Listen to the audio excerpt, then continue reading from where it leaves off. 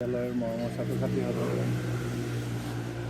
ইতিমধ্যে ক'লে তোমালোকে গম পালাই 1979 চনত 19 চনৰ 10 ডিচেম্বৰ আজিৰ তাৰিখত বৰপেটা ভৱানীপুৰৰ খৰ্গেশ্বৰ তালুকদাৰ নামৰ এগৰাকী ল'ৰা পুলিচৰ অত্যাচাৰত মৃত্যুবৰণ কৰিবলগীয়া হৈছিল। বিলৰ সন্মুখত পৰিলে কাৰো নিষ্ঠা নাই।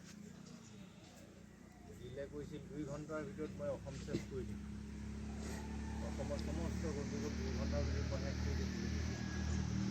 সেইকাৰণে পাঞ্জাৱৰ পৰা দিল্লী চাহাবক অনা হৈছিল অসমত। তেনেকুৱা গোটেই অসমৰ মন্ত্ৰীসভাখনৰ, যেনে সৰ্বানন্দ সোণোৱাল বৰ্তমান মুখ্যমন্ত্ৰী, তেওঁলোকৰ মন্ত্ৰীসভাখন বনাবৰ কাৰণে নিৰ্বাচন অনুষ্ঠিত হ'ব। তাতে নিৰ্বাচন খেলিবৰ কাৰণে আবিদা বেগম নামৰ এগৰাকী মহিলা, আমাৰ ৰাষ্ট্ৰপতি আছিল অসমৰ একমাত্ৰ ৰাষ্ট্ৰপতি ফখৰুদ্দিন আলী আহমেদ, তেখেতৰ পত্নী আছিল আবিদা বেগম। আবিদা বেগমে নমিনেশ্যন দিব গৈ আছিল। আমাৰ ছাত্ৰ সন্থাৰ ল'ৰাবিলাকে বাধা দিছিল। এতিয়া নমিনেশ্যন দিয়া কাৰ্যটোক বাধা দিয়া হৈছিল ছাত্ৰ সন্থাৰ ফালৰ পৰা। আমিও মৃদুলা চহৰীয়াক খেদি লৈ ফুৰিছিলোঁ নমিনেশ্যন দিয়াৰ কাৰণে। তাৰপিছতে আমাৰ ইয়াৰ পৰা এই যে ভূঞাখাটৰ নন্দ ডেকা মানুহজন এতিয়াও জীৱিত, তেওঁ নমিনেশ্যন দিব খুজিছিল। আমি ঘৰৰ চাৰিওফালে ঘেৰাও কৰি ৰাখি থৈ দিছিলোঁ যাতে ঘৰৰ পৰা ওলাই যাব নোৱাৰে। এনেকুৱা এটা দিন গ'ল। এনেকৈ ছাত্ৰ ল'ৰাবিলাকে আগুৰি ধৰি থাকোঁতে গিল চাহাব আহি পালে। তেওঁৰ গাড়ীয়ে ছাত্ৰ সন্থাৰ ল'ৰাবিলাকক যধে মধে যাক যেনেকৈ পায় তেনেকৈ কোবালে। খৰ্গেশ্বৰ তালুকদাৰ মেটকাৰ তলত পৰি থাকিল। ওচৰতে মেটকা ভৰ্তি খাল এটা আছিল। মেটকাৰ তলত পৰিল, দৌৰি যাওঁতে তাতে গৈ পৰিল আৰু তাতেই কোবাই কোবাই শেষ কৰি দিলে। তাৰপিছতো 855জন অসম আন্দোলনৰ সমৰ্থনকাৰী অসমীয়া যুৱক, তেজাল যুৱকৰ মৃত্যু হ'ল এই আন্দোলনটোত।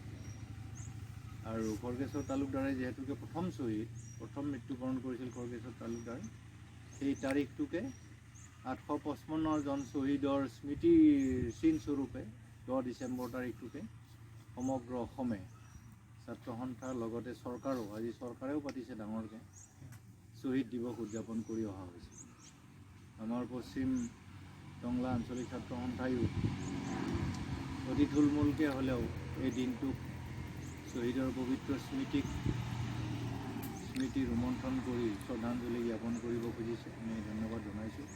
যোৱাকালি মই ভাবিছোঁ এইখিনিতে দুডালমান বিয়া চাৰ বোলে 2 বছৰীয়া আছিল তেতিয়া। কোনোবাই স্কুলত যাব আৰম্ভ কৰাই নাই, গমেই নাপায়। মই তেতিয়া মেট্ৰিক পাছ কৰিছোঁহে। মেট্ৰিক পাছ কৰি পেলাই আমি চাৰিওফালে কেৱল আন্দোলনত হুলস্থুল কৰি ফুৰি আছোঁ। এতিয়া মোৰ দুখ লাগে, এতিয়াৰ ছাত্ৰ নেতাবিলাকক মই দুখ লাগে।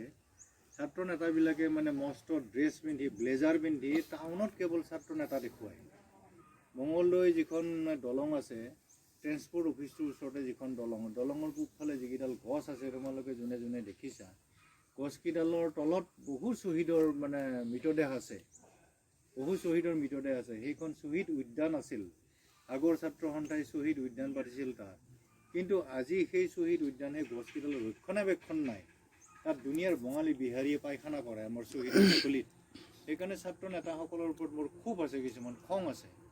অকল ৰাস্তাত ব্লেজাৰ পিন্ধি গাড়ী দৌৰাই কাহ কৰি আটাবাৰি থাকে। ছাত্ৰ নেতাটো পহলাই দুখন কেইটামান বাঁহ আনি পেলাই হেঙাৰ এখন দি ডাঙৰকৈ শ্বহীদ উদ্যান বুলি পেলাই যদি সেইখন উদ্যান কৰি থোৱা হ'ল হয়। ওচৰতে চৰকাৰে ৰাজীৱ উদ্যান পাতিছে, ছাত্ৰ উদ্যানখন নাই, শ্বহীদ উদ্যানখন নাই। এইবিলাক ক্ষেত্ৰত আমাৰ অলপমান দুখো লাগে। যি নহওক বাৰু, পৰৱৰ্তী সময়ত এই কথাখিনি মই আমাৰ ইয়াতে অধিৱেশন হওঁতেও কৈছিলোঁ। ছাত্ৰ নেতাবিলাকে এইবিলাক কথাত মনোযোগ নিদিয়ে, বাহিৰা কথাবিলাকত মনোযোগ দিয়ে। আজিকালি এটা বদনামে হৈছে, বোলে ছাত্ৰ সন্থা কৰা MLA হ'বৰ কাৰণে ৰিহাৰ্চেল কৰিছে বুলি কয়। বদনামো এটা হৈছে। যি নহওক বাৰু, যিখিনি আচলতে জাতীয় অস্তিত্ব ৰক্ষাৰ কাম, সেই কামখিনিত বহু ক্ষেত্ৰত হিনদিৰি দেখা যায়। আমাৰ ল'ৰাসকলে এই কথাবিলাক অলপ মনোযোগ দি ওপৰ মহলক জনোৱাৰ ব্যৱস্থা এটা কৰিলে নিশ্চয় ইয়াৰ সংশোধন হ'ব। আমি পুৰণা যিখিনি মানুহ, আন্দোলনৰ হাড়ে হিমজুৱে আমি যিখিনি জড়িত আছিলোঁ, মোকতো হাণ্টাৰ বুলিয়ে জানে, এই অঞ্চলৰ মানুহে হাণ্টাৰ বুলিয়ে চিনি পায়। তেতিয়া মোৰ কান্ধত এটা বন্দুকে আছিল, অনবৰত এটা বন্দুক লৈ ঘূৰি আছিলোঁ। তেতিয়া পকেটত এটা পিষ্টল আছিল। এইবিলাক লৈ পেলাই আমি আন্দোলন কৰিছিলোঁ। আমাৰ এইবিলাক শিক্ষক তেতিয়া জন্ম হৈ উঠিছেহে মাত্ৰ। সেই দিনৰ কথাবিলাক মনত পৰিলে আমাৰ মানে এতিয়াৰ যিবিলাক নেতা, এইবিলাকক নেতাক আমাৰ আচলতে অলপমান পুতৌ জন্মে। কি দেখিছে? একো দেখা নাই, একো কৰাই নাই। আচলতে চিঞৰ বাখৰৰ বাহিৰে একো কৰা নাই। গতিকে আৰু এই যে এই আন্দোলনটোৰ জৰিয়তে যিসকল নেতা হ'ল, প্ৰফুল্ল মহন্তকে আদি কৰি, চুৱাৰ বুলি প্ৰফুল্ল মহন্তক একো নকৰিলে। বিদেশী বহিষ্কাৰৰ কাৰণে আন্দোলনটো হৈছিল, আৰু সেইটোৰ কাৰণে চৰকাৰ গঠন হ'ল। হোৱাৰ পিছত এজনো বিদেশী বহিষ্কাৰ কৰাৰ কোনো যত্নই নকৰিলে। জয়নাথ শৰ্মা ৰাজহ মন্ত্ৰী হ'ল, বিদেশী বহিষ্কৰণ মন্ত্ৰী মানে দপ্তৰৰ মন্ত্ৰী হ'ল, একো নকৰিলে। জয়নাথ শৰ্মাৰ পৃথিৱীখনটি মাটি ঘটিলে। গুৱাহাটীত 6 মাইলৰ যিমানবিলাক মাটি জয়নাথ শৰ্মাৰ, মঙলদৈ চাপৰিত যিমানবিলাক জয়নগৰ প্ৰফুল্ল নগৰৰ মাটি, এইখিনি জয়নাথ শৰ্মাৰ। অকল নিজৰ কৰিলে, ৰাইজৰ একো নকৰিলে। দুনিয়াৰ মিয়াখিনিক মাটি পট্টন দিলে জয়নাথ শৰ্মাই, কিন্তু অসমীয়া মানুহে মাটি পট্টা নাপালে। এতিয়াও আমাৰ মাটি পট্টা নাই, কিন্তু মিয়াবিলাকৰ ম্যাদী পট্টাৰ মাটি আছে। এইবিলাক ভুল কৰি থৈ যোৱাৰ কাৰণে এইটো চিৰদিন ভুলেই হৈ থাকিল, যাৰ কাৰণে অসমীয়া জাতি এনেই নোহোৱা হ'ব। এতিয়া কাঁহ বাতিল নকৰিলে অসমীয়া জাতি ধ্বংস নহয়, ধ্বংস এনেই হ'ল। টংলাত যিখিনি মানুহ এতিয়া তাত আগৰ যিখিনি মানুহ, যাক আমি বিদেশী বুলি কৈছিলোঁ, সেই মানুহখিনি এতিয়া আমাৰ নিচিনা ঘৰ নাই। চব 2 তলা 3 তলা 4 তলা বিল্ডিং উঠি আছে। দেখিলে যে অসমীয়াৰ কঁকাল ভাঙিল, অসমীয়াৰ আৰু মানে উদ্গতি নাই, অসমীয়া একো কৰিব নোৱাৰে। এতিয়া এজন মানে অন্য অনা অসমীয়া মানুহক ধমকি দিয়াৰো ক্ষমতা এতিয়া নাই। মঙলদৈতো নাই। মঙলদৈ যিখিনি অসমীয়া ভাষী মানুহ, যিখিনি আমি খিলঞ্জীয়া কৰি আটা পাৰি আছোঁ, সেইখিনিৰ কিন্তু মঙলদৈৰ অস্তিত্ব ইতিমধ্যেই নোহোৱা হৈছে। মঙলদৈৰ অস্তিত্ব নাই। আৰু যদি আল্লাহু আকবৰ কৰি দিয়ে, একদম চব মানে মই মাৰি মহতিয়াই লৈ যাব আমাৰ অসমীয়া মানুহ। কিন্তু সেইবিলাক আমাৰ ছাত্ৰ সন্থাৰ নেতাবিলাকে মনোযোগ নিদিয়ে। ছাত্ৰ সন্থাৰ নেতাবিলাকৰ চকুত নপৰে এইবিলাক। এইটোহে আচল মানে আচৰিত হ'বলগীয়া কথা। মানে অট'মেটিক অসমীয়া জাতিটো ধ্বংসৰ মুখলৈ গৈ আছে। 1 নম্বৰ সেইটো। 2 নম্বৰ, আমাৰ জনসংখ্যা নাই, অট'মেটিক ধ্বংস। 3 নম্বৰ, আমাৰ মানুহবিলাকৰ পঢ়া শুনাৰ গতিমতি একেবাৰে নাই। প্ৰতিযোগিতামূলক পৰীক্ষাৰ একো ব্যৱস্থা নাই। এইখন হাইস্কুলৰ পৰা আজিলৈকে ইমান বছৰ হ'ল, 45 বছৰ হ'ল এইখন হাইস্কুলৰ জন্ম হোৱা। আজিলৈ ইয়াৰ পৰা ACS অফিচাৰ এজন নোলাল।